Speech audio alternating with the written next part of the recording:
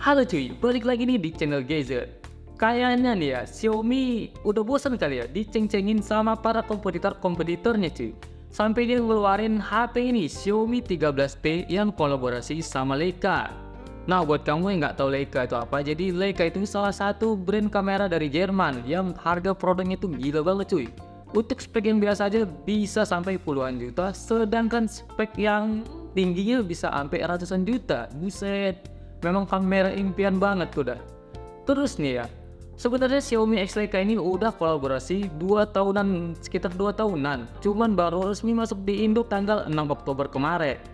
Ya, udah capek mimin nungguin 2 tahunan buat ngerasain kamera dari Xiaomi X Leica. Cuman emang nggak ngecewain cuy, di HP Xiaomi 13T ini udah nggak ada kamera gimmick kayak kamera zoom atau kamera makro yang cuma 2 megapiksel. Di Xiaomi 13T ini langsung dikasih ulti dengan kamera utama 50 megapiksel, terus ada kamera telefoto 50 megapiksel juga, dan udah ada kamera ultrawide-nya 12 megapiksel. Jadi bye-bye kamera-kamera gimmick kayak gitu ya. Sebenarnya bagus pakai satu kamera aja, yang penting fungsinya mantep gitu. Nah nih, ngomongin spek gahar kayak gini ya, HP ini cuma dibanderol di harga 6,499 juta yang sama-sama dengan Xiaomi 12T yang dibanderol 6,499 juta juga di tahun lalu. Ya, kalau dipikir-pikir nih, dengan harga yang sama, apakah cuman kameranya doang yang di-upgrade? Ternyata enggak cuy, HP ini udah pakai chipset Dimensity 8200 Ultra yang sebelumnya Xiaomi 12T itu cuma pakai 8100 Dimensity. Terus dari RAM-nya juga, HP ini udah pakai RAM 12GB LPDDR5 dengan storage 256GB UFS 3.1.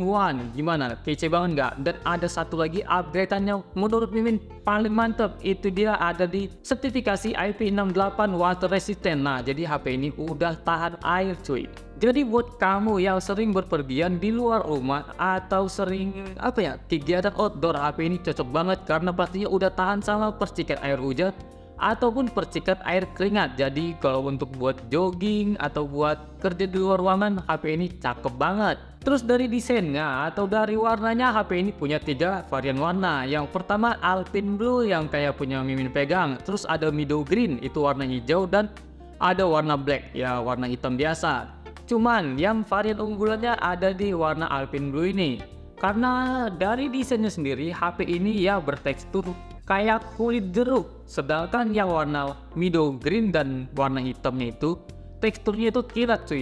Di sini memang ngerasain sensasi yang baru karena warnanya itu smooth dan teksturnya kayak kulit jeruk, untuk digenggam pun ya nyaman banget. Nah, kita langsung aja masuk ke fitur unggulannya, yaitu fitur kamera yang kolaborasi sama Leica. Tapi di sini buat kamu yang masih mikir kalau HP ini pakai lensa dari Leica langsung, kamu salah. Karena ini hanya sebatas hubungan kerja kayak co-engineer. Jadi co-engineer itu kayak hubungannya ibarat nih Leica ngasih saran-saran atau sharing-sharing ilmu ke Xiaomi gimana caranya buat lensa yang bagus ala Leica, terus kayak ngasih racikan-racikan warna biar warnanya itu sama kayak kamera Leica. Jadi ini bukan sama sekali nggak pakai kamera dari Leica-nya cuy. Oke, kita langsung aja masuk ke bagian sektor aplikasi kamera. Nah, di aplikasi kameranya sendiri, di sini ada fitur baru. Nah, di sini ada gaya Leica Vibrant dan Leica Authentic. Nah, jadi bedanya ini Leica Vibrant dan Leica Authentic tuh lebih ke warna cuy. Leica Vibrant warnanya kayak kamera-kamera biasa, sedangkan yang Leica Authentic ini warnanya mode-modenya tuh lebih halus dan smooth. Ini lihat perbandingan warna dari mode Vibrant dan mode Authentic. Ini mode Authentic warnanya lebih fresh gitu cuy, sedangkan mode Vibrant warnanya lebih real. Selanjutnya di sini ada 3 mode ya, mode ultrawide 0,6, mode 1 kali dan mode 2 kali, dan bisa di zoom sampai 20 kali cuy. Oke, kece ya. Yang kolaborasi sama Leica itu cuman kamera belakangnya doang coy. Kamera selfie-nya ini tetap pakai kamera atau ekosistem dari Xiaomi. Nah, jadi menurut Mimin di sini minusnya kamera selfie-nya ini warnanya rada pucat, terus detailnya rada kurang. Terus di bagian videonya, kamera selfie ini cuman dapat 1080 dengan 30 fps, sedangkan kamera belakangnya dapat resolusi 4K 30 fps dan 1080 bisa 60 fps. Untuk hasilnya sendiri kita bisa langsung sama-sama lihat di sini. Mimin udah ngambil beberapa foto dan video di luar ruangan dan di dalam ruangan di beberapa segmen yang berbeda. Ini dia hasil fotonya, kalian lihat sendiri aja cuy.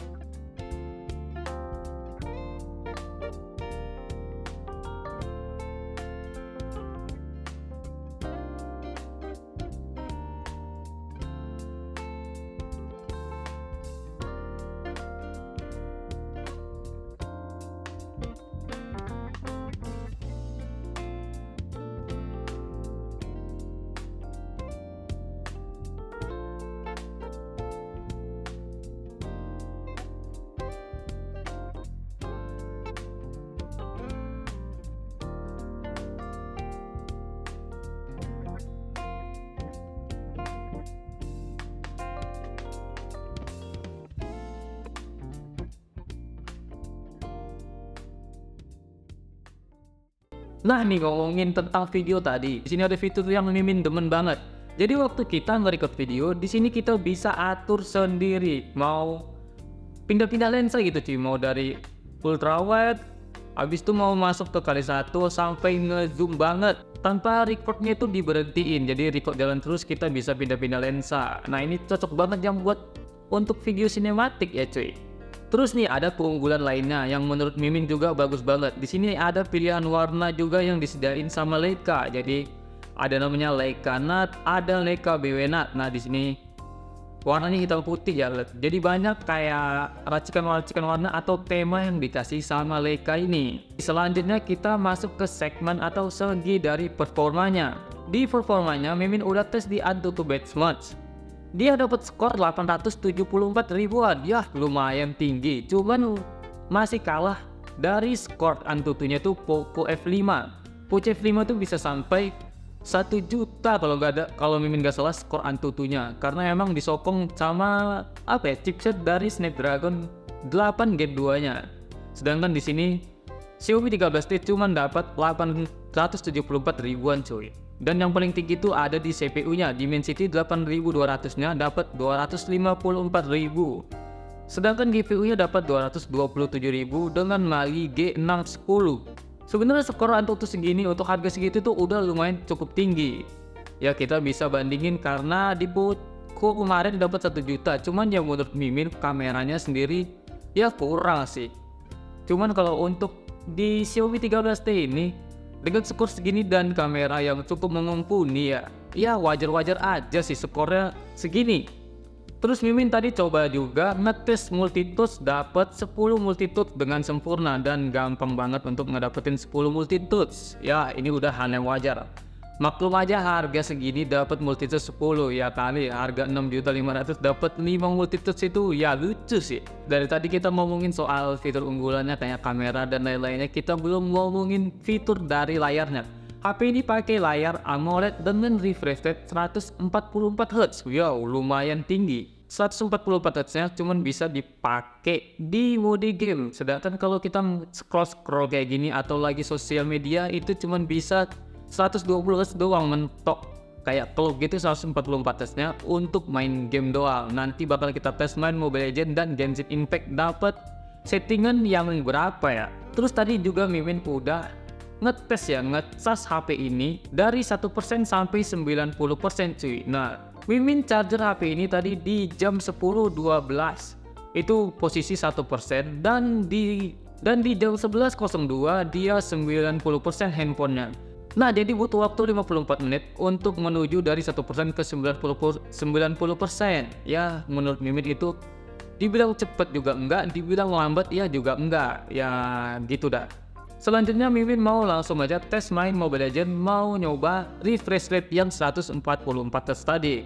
Tapi di sini Mimin nggak mau main yang betul-betul main ya cuy, cuman Mimin mau tes responsif, abis itu tes grafisnya dapat apa.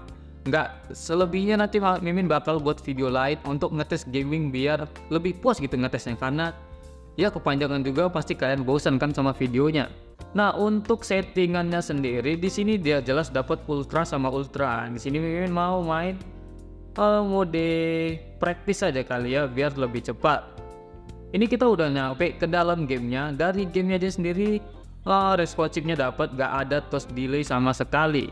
Mimin mau coba dulu beberapa saat main di custom ini. Ya, kita tes saja. Untuk responsifnya sendiri Mimin kasih nilai 9. Karena sempurna itu ada milik Tuhan ya cuy. Ya biasanya kalau HP low end ya atau HP yang standar gitu untuk main game, untuk tes funny aja di custom tuh bakal rada nge-lag atau rada susah dah untuk mainin kabelnya kayak gini. Ini udah enjoy banget Miminnya cuy. Mimin lihat, buset. Nah, untuk grafiknya sendiri yang menurut Mimin ini tajam banget sih, detailnya dapat banget. Jadi kalau untuk ya dari sekedar saran Mimin nih, dibandingin Poco, apa ya, skor Antutunya itu lebih tinggi. Nah, jadi Mimin jelasin ya cuy, kalau hanya untuk sekedar main Mobile Legends, rasa Mimin di HP 13T ini ya, kalau untuk yang nggak kompetitif hanya sekedar nge-rank dan nge-push rank itu masih lebih dari cukup. Sebenarnya nggak ada masalah yang terlalu, nggak ada masalah sama sekali sih. Malah ini Mimin rasa kayak main di iPhone Mimin, nggak ada bedanya cuy, asli. Nah, jadi buat pengen yang ngerasain main di iPhone gitu, coba aja beli Xiaomi 13T ini karena memang rasanya sama banget. Halus banget, smooth banget, refresh rate-nya ya belum down sih ya karena kita mainnya di custom. Oke, selanjutnya Mimin mau coba main Genshin Impact dulu cuy. Nah, kita udah sampai di Genshin Impact-nya cuy. Mimin mau ngasih tahu settingannya nih, Mimin buat rata kanan ya nih, grafis tertinggi. Semuanya pokoknya udah Mimin tes yang paling tinggi dah, paling mentok kalau dibilang. Ini Mimin mau coba main selama 5 menit, Mimin mau tes suhunya ringan-ringan aja dulu ya cuy. Di sini Mimin coba main di jam 13:12, berarti 13:17 nanti kita tes suhunya. Ya kalau dari apa ya, dari grafiknya sendiri belum ada sih kayak patah-patah gitu, masih smooth-smooth aja, lancar sih kalau Mimin bilang. Nah, di sini Mimin bakal sebenarnya cari-cari musuh. Mimin mau lihat nih grafiknya tuh bagus banget, enggak maksudnya waktu lagi battle. Nah, di sini Mimin dapat nih musuhnya. Kita tes dulu grafisnya. Nah, detailnya masih dapat banget cuy, malah ini keren banget sih menurut Mimin. Tuh lihat. Nah, gimana menurut kalian? Jadi menurut Mimin sendiri sih ya, dengan settingan rata kanan kayak gini aja nih, HP Xiaomi 13T ini menurut Mimin ya gak ada masalah sama sekali sih cuy. Dari detailnya juga dapat, responsifnya kece bener. Gak ada yang namanya toast delay kayak HP low end ya maklumin aja sih. HP juga memang harganya udah lumayan mahal. Buat kaum mending sih ya dibilang mahal sih. Cuman kalau memang yang untuk nyari performa ya HP ini cukup apa ya Mimin bilang, cukup worth-in banget sih. Untuk main game kece dan untuk kamera itu juga bagus banget. Yang kita tahu gimana ya, yang kita tahu aja selama ini kalau udah ada HP gaming pasti minusnya itu rada kameranya kurang. Dan sebaliknya kalau ada untuk HP yang betul-betul dibutuhkan untuk sosial media, biasanya di bagian sektor gamingnya dia kurang. Nah, kalau HP ini dia balance cuy, kamera dapat dan nge-game pun ya menurut Mimin ya masih dapat gitu cuy. Nah, ini udah di menit jam 13:18 ya, udah 6 menit. Dan di sini Mimin mau ngetes cek suhunya berapa. Di bagian depannya suhunya 37,2 derajat. Di bagian belakang ya, biasanya deket sini itu mesinnya malah 34 derajat. Iya 34 derajat belakangnya. Nah, di sini sektor ini 37 derajat juga. Yang bisa disimpulkan HP ini untuk main game sekelas Genshin Impact aja dengan kualitas grafik tertinggi atau rata kanan itu masih enjoy aja cuy. Oke, kita udah tes gaming, tes kamera juga udah, sampai kita lupa tes dari desainnya sendiri cuy. Maksudnya tes dari tombol-tombolnya, semua kayak lubang speakernya dan suaranya. Karena memang HP ini fitur unggulannya itu di kamera Leica-nya. Kita langsung aja review di bagian belakangnya. Di sini ada modul kamera warna hitam dan HP ini udah support NFC, juga ada lampu flash. Ini dia kamera ultrawide, kamera utama dan kamera telefotonya. Di bagian sisi kanan ada tombol power dan tombol volume. Di bagian atasnya ada sensor infrared dan lubang speaker. Di bagian bawah ada lubang charger, lubang mikrofon, slot SIM card dan ini juga lubang speaker cuy. Nah, jadi di sini dia nggak ada lubang jack audio atau lubang handset. Buat kamu yang hobi pakai handset, ya bisa gunakan handset Bluetooth atau TWS. Selagi mau jelasin, di sini nggak ada lubang SD card ya, cuman ada dual SIM card di slot SIM cardnya. Cuman di sini dia udah support eSIM. Kalau eSIM aktif, dia hanya bisa pakai satu SIM card. Berarti HP ini ya bisa disimpulkan cuman bisa maksimal 2 SIM card atau misalnya nih 2 SIM card fisik atau satu eSIM, satu SIM card fisik. Terus di fitur selanjutnya ada fitur juga Face ID yang cukup responsif. Di sini Mimin tes beberapa kali nyalain tuh, lihat langsung checklist fitur Face ID-nya. Dan ada juga fitur fingerprint di layar. Ya, HP ini udah AMOLED ya, maklumin aja fingerprintnya nggak ditombol lagi, melainkan di tengah-tengah layar gini. Dari fingerprintnya setelah Mimin cek juga responsif banget. Nggak butuh waktu lama-lama untuk unlock fingerprint. Kece banget. Kesimpulannya di HP ini di harga 6.500.000-an ya, 6.499 ini cukup murah. Malah Mimin bilang ini kemurahan banget. Ya kalau kita bandingin sama Xiaomi leluhurnya, Xiaomi 12T kemarin, ini udah pakai Leica, prosesor dinaikkan, habis itu apa lagi ya, banyak fitur tambahan kayak water resistant tadi. Harganya tetap disamain, ini harusnya mungkin di sekitar 8 jutaan atau 7 jutaan itu lebih cocok coy. Mungkin ya untuk saat ini di budget 6 jutaan HP ini juaranya. Mimin bilang top 1 di harga HP 6 jutaan. Dari brand-brand lain mungkin ya bakal ketar-ketir untuk nyaingin spek dari Xiaomi 13T ini cuy. Oke, mungkin sampai sini aja video kali ini. Sampai jumpa di next video. Dan yang udah nonton sampai habis, Mimin ucapkan terima kasih. Semoga rezeki kalian dilancarkan dan diberi kesehatan dan keselamatan cuy. Thank you buat Sobat Gadget.